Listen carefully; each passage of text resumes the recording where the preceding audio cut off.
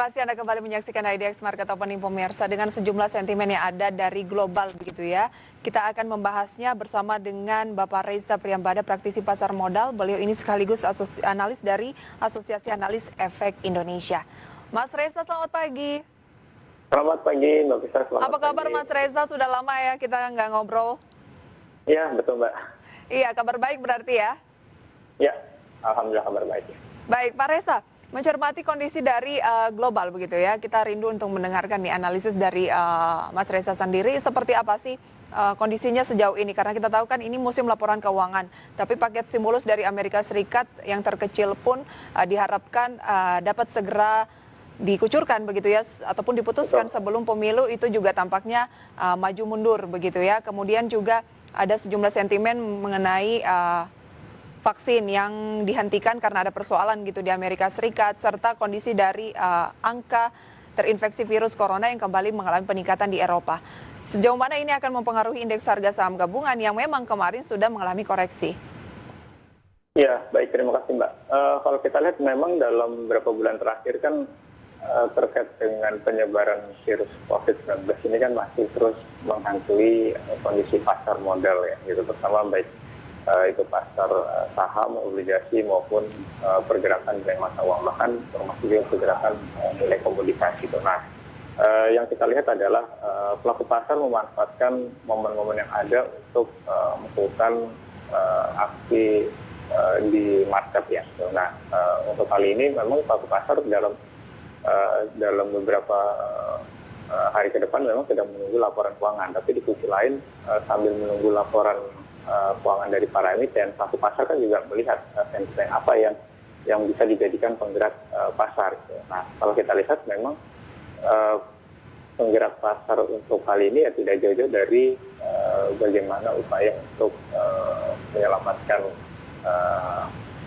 masyarakat dari virus corona ini dengan adanya vaksin. Yang berikutnya adalah upaya pemulihan ekonomi gitu. Nah, upaya pemulihan ekonomi itu kan tergantung dari seberapa besar upaya yang dilakukan oleh setiap negara gitu. Di antaranya ya salah satu ada stimulus gitu. Namun untuk merumuskan atau menggolkan stimulus itu kan tidak mudah gitu, karena ada hal-hal yang harus mendapat persetujuan dari berbagai pihak. Oke. Berarti sentimen kuatnya dari global adalah itu. Tapi dari dalam negeri sendiri apa yang menjadi fokus? Ataukah memang kondisi pelemahan yang berlangsung pada IHSG, meskipun memang kita lihat Oktober ini cenderung menguat ya, dari tanggal 1 Oktober sampai dengan tanggal 15 kemarin baru 2 hari mengalami koreksi, yaitu tanggal 2 dan tanggal 15. Artinya sebenarnya secara bulanan masih positif. Tetapi sebenarnya sentimen kuatnya saat ini yang menjadi pendorong market, Anda lihat lebih mendominasi yang mana Pak Reza? Dari eksternal ataukah dari internal?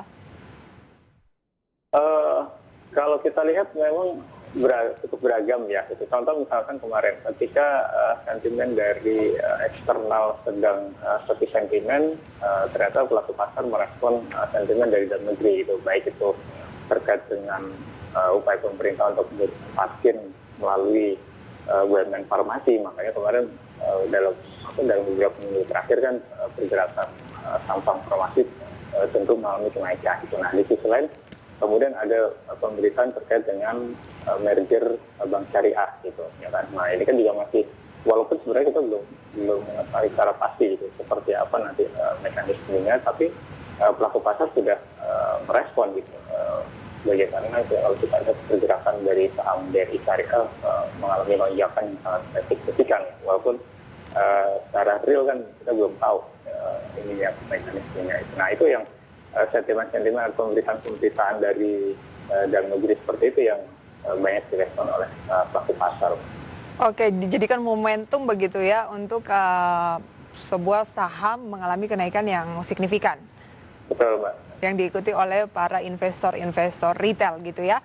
Nah, support resisten dari indeks harga saham gabungan jangka pendek ini menurut Pak Reza akan bergerak di range berapa?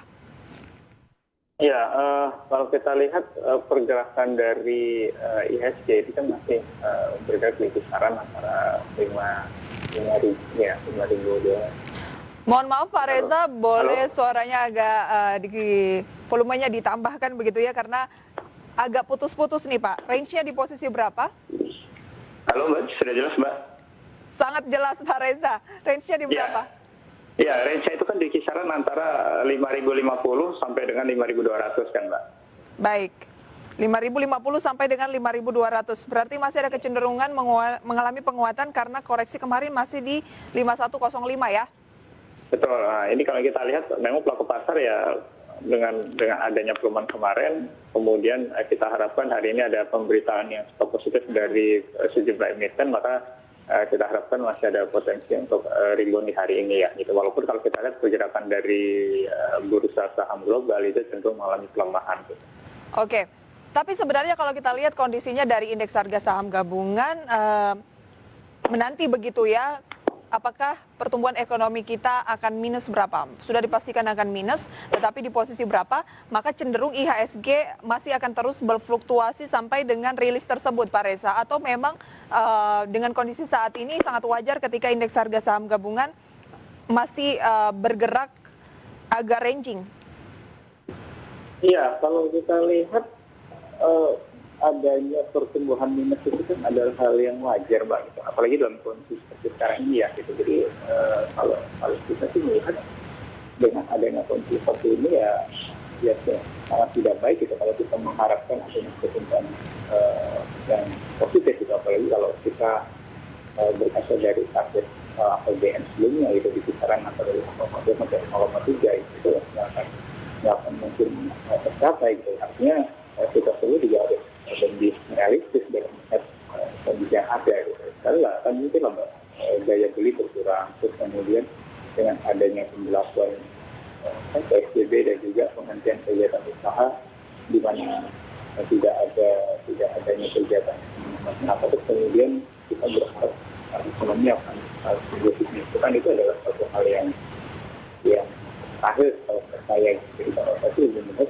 lebih realistis bisa bahwa dengan adanya minus ya memang minus gitu. Tapi kalau kita lihat secara real di lapangan pertumbuhan minus yang terjadi itu tidak selalu diikuti dengan kondisi di lapangan gitu. Karena kalau kita lihat sekarang banyak orang ya walaupun kehilangan pekerjaan tapi di sisi lain dia sudah mulai melakukan usaha gitu kan.